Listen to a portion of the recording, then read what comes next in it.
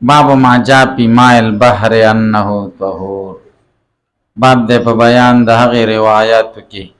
چې راغلي دي په دې کې چې د اوبه د دریاب دا پاکې دي.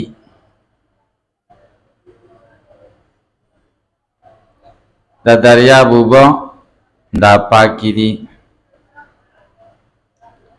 وبه قال حدثنا قتيبة قال عن مالك وحدثنا الأنصاري قال حدثنا مان قال حدثنا مالك عن صفوان بن سليم عن سعيد بن سلمة من آل ابن الأزرق أن المغيرة بن أبي بردة وهو من بني عبد الدار أخبره أنه سمع أبا هريرة يقول سأل رجل رسول الله صلى الله عليه وسلم. یو سړي د نبی علیہ السلام نه تپوس وکړ. دا سړی څوک وی حمید ابن زمره او بعضې وی عبدالله مدلجي و، د بني مدلج قبیلې و. فقال وی ویل یا رسول الله انا نرکب البحر، مونږ دریاب کې په کشتیو سوریږو. ونحمل معنا القلیل من الماء، او ځان سره بارو مونږ لږې اوبه. فإن توزعنا به، که مونږ په دې اوبو اودس وکړو نو عطشنا تږي کېږو، ځکه دریاب اوبه خو د څښلو نه وي تروي. افنتوزع من البحر، آیا مونږ اودس کوو د دریاب په اوبو؟ فقال رسول الله صلی الله علیه وسلم هو الطهور ماؤه، دا د دریاب اوبه، دریاب پاکې دي اوبه د دی. او الحل میتته، او پاکه ده مړه ده دی. میته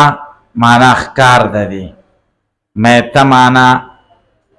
هغه څاروي زنده سر ده دی چې پکې دي میته. یو درې خبرو ته خیال کوئ. اول خدا ده چې دا صحابه کرامو دا تپوس ولې وکړو، او دویم دا ده چې نبی کریم صلی الله علیه وسلم جواب هغې تپوس ته یو شیز کړی او نبی علیه السلام جواب کې دوه سیزونه ویلي، هو الطهور ماؤه والحل میتته. او دریم د دریاب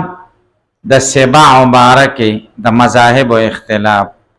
د دریاب په کبانو کې څه روا دي او څه نه دي روا. اول خبره صحابه او تپوس ولې وکړو؟ دوه وجو نه تپوس وکړو.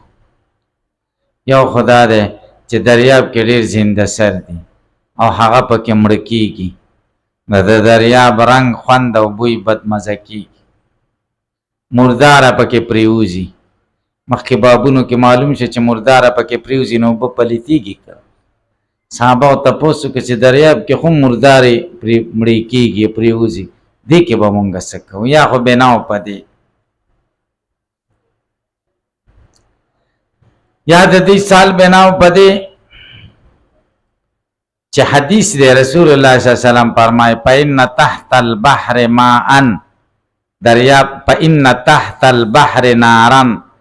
دریاب نه لاندې اوبه دي، دغه دي اور دی. دریاب نه لاندې څه دی؟ نو دوی تپوس وکړو چې دا خو په اور باندې دی. په څه دی؟ په اور دی. نو په دې به اودس څنګه وي؟ نو رسول الله صلی الله علیه وسلم دا جواب وکړو هو الطهور ماؤه او الحل میتته. سوال دا دی چې تپوس خو صرف د ما والبحر باره کې شوی و او جوابونه دوه و شو الطهور ماؤه والحل میتته. جواب دا دی چې الطهور ماؤه دا جواب د سوال د دوی دی، او الحل میتته دا جواب د ازاله د شبهې د دوی دی. سوال یې کړی چې دا اوبه پاکې دي که ناپاکې دي، د دې جواب و شو الطهور ماؤه. او شبهه د کم ځای نه وه چې دې کې د څیزونه زیبا مړه کېږي، نو الحل میتته دفع د شبهې شوه. نو دواړه کاره نبي کریم صلی الله علیه وسلم وکړه. دې ته جواب علی اسلوب الحکیم وایي. الطهور ماؤه الطهور د صفت مشبه صيغه ده او ما هو فاعل له او صفت مشبه سره د فاعل نه خبر ده هو ده او مبتدا سره د خبر نه د خبر تعریف ده د تعارف د خبر د پاره ده څه د پاره د حصر د پاره نه ده صحیح شو یو او الحل میتته حلال د میته ده دی میته ستوي میته هغه ستوي چې په خپل مړ شي بغیر د حلالینا الذي ما تحت انفه چې په خپل مړ شي بغیر د حلالینا دې ته سوي تم الحل میتته حلال د میته ده دی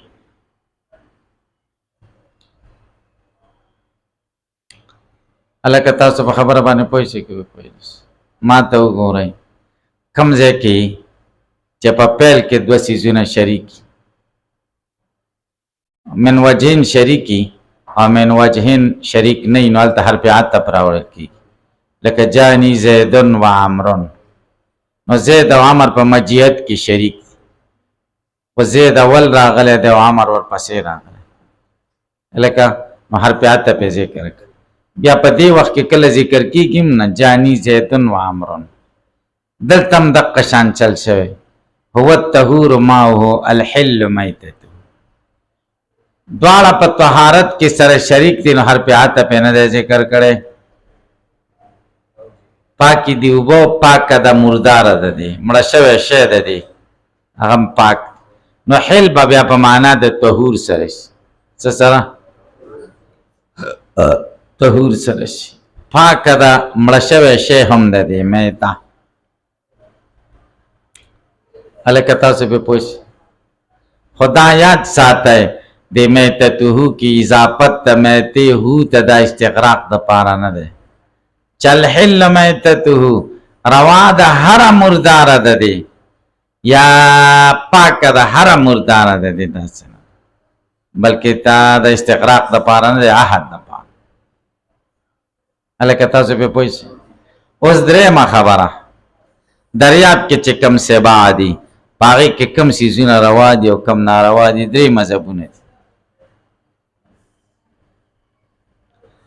یو مذهب د امام مالک رحمه الله دی هغه وایي د دریابي خنزیر نه علاوه نو ټول څیزونه روا دي دریابي خنزیر نه دی روا هلکه تاسو پې پوه شئ بیا مذهب د امام شافعي او د امام احمد دی هغوی څه وایي هغوی نه څلور اقوال دي خو مشهور قول یې دا دی چې د چیندخې نه علاوه هر څه چې کوم دی جایز هر څه جایز درېیم مذهب د حضرت امام ابو حنیفه رحمه الله دی هغه وایي د سمک نه علاوه هر څه حرام دي سمک نه هر څه علاوه حرام هلکه تاسو پې پوه امام مالک چې په نسبت باندې چیندخ هم د دریاب حلاله ده مارمهه هم حرامه ده حلاله ده کونی کبر هم حلال ده کونی کبر پیژنئ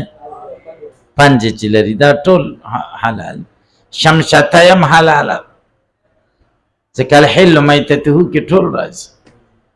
هلکه تاسو پې پوه شئ ابو حنیفه وایي د کب نه علاوه ټول حرام د هغوی دلیلونه چې هر څه حلال دي هر څه هغوی وایي حدیث دی چې الحل میتته او د اضافت د استغراق دپاره دی هر شی حلال مونږ وایي چې استغراق دپاره دی نو بیا د ضفدع تې ولې ویسته او خنزیر دې تې ولې ویسته هم پکې خوره تاسو په خبره باندې پوه شئ دا یو دلیل دویم دلیل احل لکم صید البحر خدای وایي د ښکار مې درته د دریاب حلال کړی دی صید البحر ټول اضافت عموم د پاره د استغراق صید البحر ټول حلال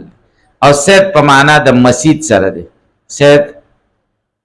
یعنی هغه ښکار شوي څیزونه ټول درته حلال درېیم دلیل د دې حدیث دی وغزا و د سیف البحر غزا عمرو بن العاص نبی علیہ السلام مشر مقرر کړی دوی سخت وږي وو دریاب نه خدای یو مۍ راویسته عنبر ورته یو قسم د مۍ دی عنبر 15 ورځې ته ټول لښکر خوراک کاوه او دومره سترګې چې سترګه کې به سړی کېناست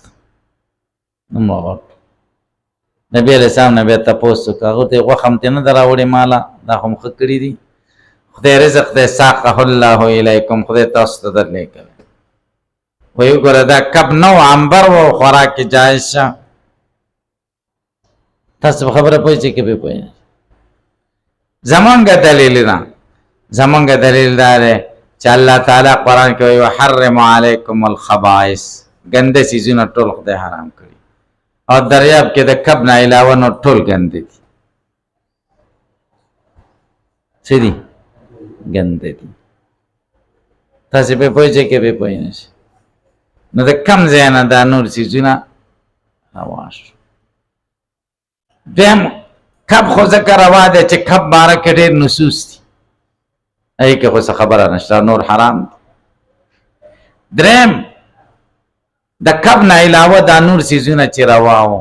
ټول ژوند کې چېرته نبي علیه السلام او صحابهو نه ثابت دي چې هغوی شمشتی خوړلي یا هغوی دریابي نور څیزونه خوړلي دا ثابت دي نه چې حلال وي یو ځل خو به بیان الجواز خوړلی وی چې نه دي خوړلي نو معلومه شوه چې نه دي هلکه تاسو پرې پوه شئ که پرې پوه او موږ ته کب ځکه روا دی چې حدیث کې دي احلت لنا المیتتان والدمان دوه په خپل مرګ مړه څیزونه موږ له روا دي او دوه راته وینې روا دي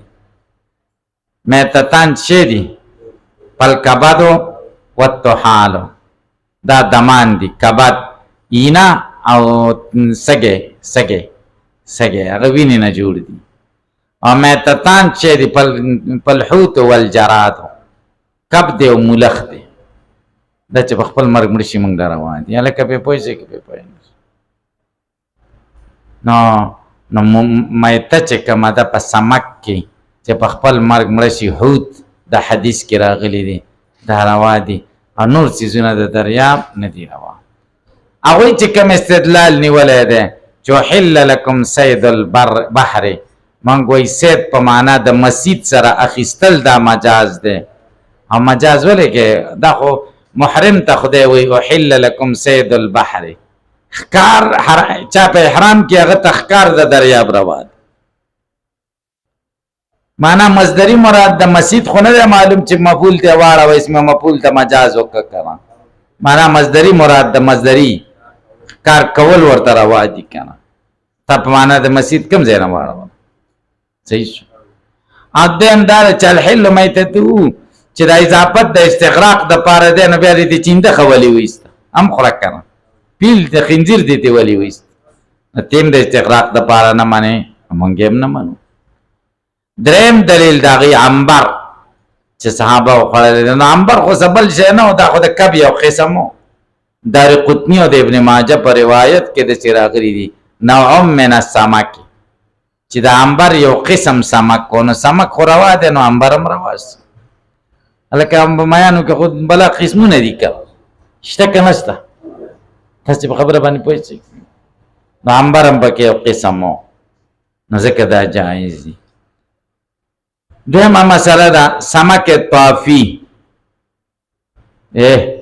سمک طافی جایز دی که نه دی جایز ائمه ثلاثه وایي جایز دی امام ابو حنیفه وایي نه دی جایز سمک طافی څه ته وایي موږ وایو بغیر د حلالې نه کب دې راونیو د اوبو نه لرې شه او مړ شه نو جایز دی یا دریاب چپه ووهله هلته وغورځول کبان او بیا اوبه نه وي هلته مړ شه دا جایز دی او چې اوبو کې مړ شي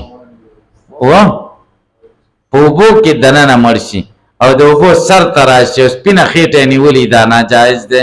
دې ته سمک طافي وایي ائمه ثلاثه وایي دا جایز دی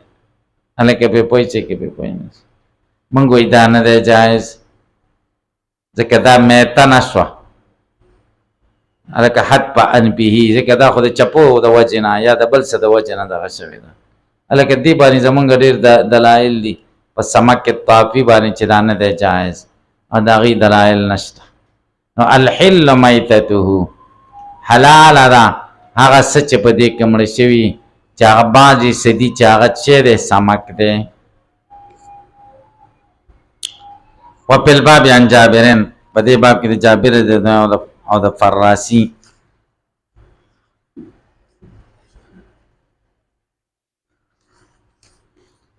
قال ابو عيسى هذا حديث حسن صحيح وهو قول اكثر الفقهاء من اصحابنا من ابو بكر وعمر وابن عباس لم يروا باسا بماء الماء وقد كره بعض اصحاب النبي صلى الله عليه وسلم الوضوء بماء البحر. بعض صحابه بد غنل دي او دست دریا په منهم ابن عمر دي وعبد الله ابن عمرو ابن العاص دي. وقال عبد الله ابن عمر وي عبد الله ابن عمر وي هو نار دا اور دي بیماری ته پیدا کیږي ځکه نه دی جایز. الکه تاسو په پوښتنه یلکه مخکې دا اختلاف وو ابن عمر او عبد الله ابن عمرو ابن العاص ویل دریا په وګو او داس نه دی صحیح. اوس دا اختلاف ختم شوی دی. اوس د امت اجماع ده چې د دریا په وګو باندې او داس جایز. دا اختلاف ختم شوی. صحابه په دور کې اجماع منعقده شوی چې دریا په وګو باندې او داس دا جایز دی.